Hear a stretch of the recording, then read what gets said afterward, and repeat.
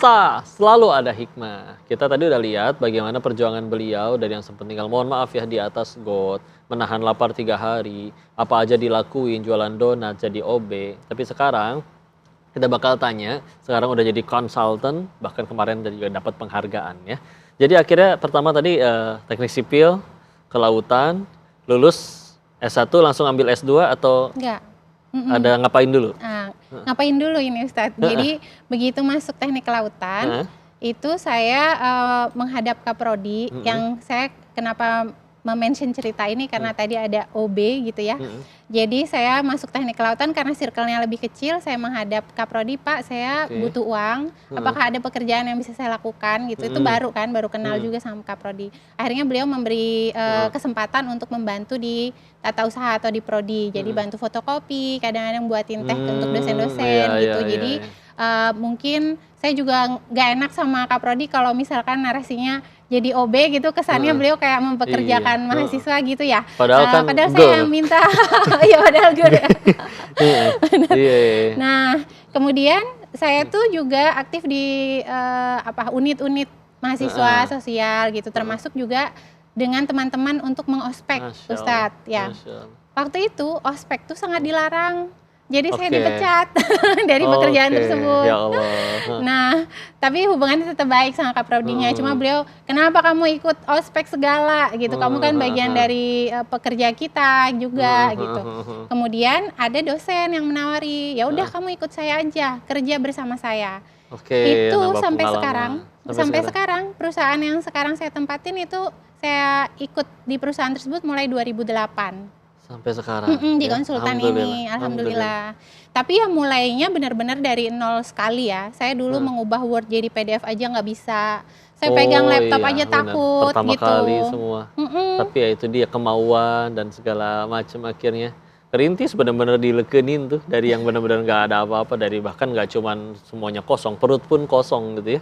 Sampai akhirnya tapi kalau benar-benar mau, enggak, saya langsung kepikirannya, kebayangnya dengan orang-orang yang naudzubillah punya segala macam privilege, uang apa segala ada banyak, tapi kuliah aja bolos melulu.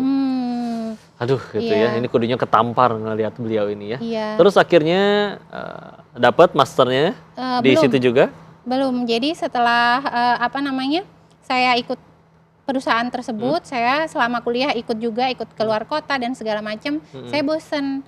Hidup masa gini aja, nggak ada artinya sama orang langsung. Saya belajar di saya bermanfaat hanya di balik laptop.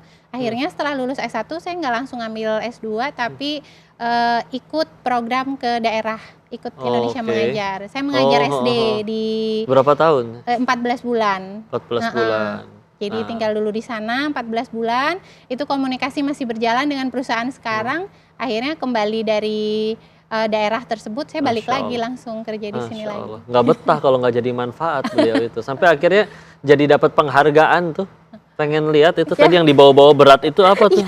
Ini berat sekali, alhamdulillah ya. Ini kayak trofi World Cup. Ini mungkin bisa izin ya. Angkat.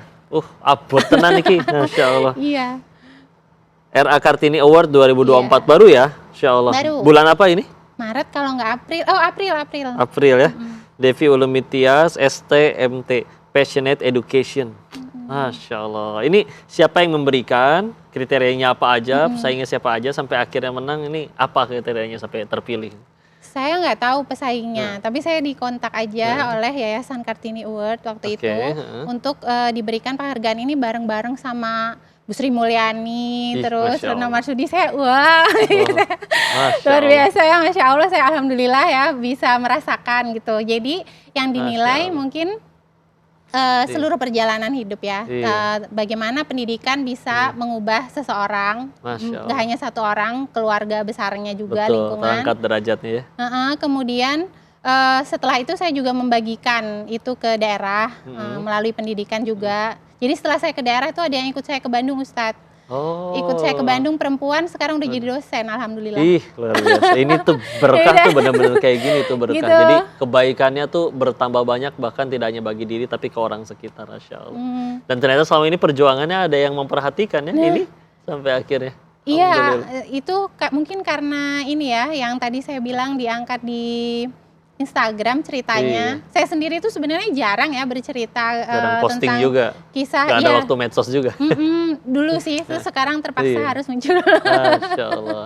Terus sekarang pun akhirnya jadi konsultan ya. Ini yang ditangani apa? Bidangnya apa? Seperti kerjaan seperti apa di konsultan? Kembali ke teknik kelautan ya. Saya S1 S2 itu teknik kelautan dan bekerja di perusahaan ini sudah dari saya kuliah. Jadinya saya melanjutkannya sampai sekarang. Bidangnya itu kayak membangun-bangun dermaga, kemudian Iya.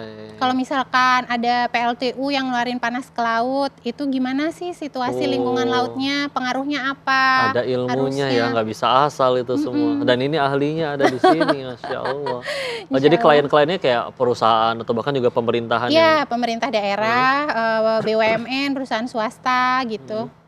luar biasa ya, Alhamdulillah. Maka kita bakal ambil banyak banget pelajaran, tapi sekali lagi nanti kau bakal minta beliau juga mudah-mudahan ngasih kita nasihat berkenan ya, untuk gimana caranya yuk jangan kalah sama kondisi yang beliau hadapi. Itu uniknya kayak tadi, bahwa beliau ngerasanya tidak berat, padahal bagi orang bisa jadi berat banget. Jadi gimana mindset dan mentalnya, kita pelajarin bagaimana pola pikirnya beliau nanti ya, tapi jangan kemana-mana, tetap di SAS, selalu ada hikmah.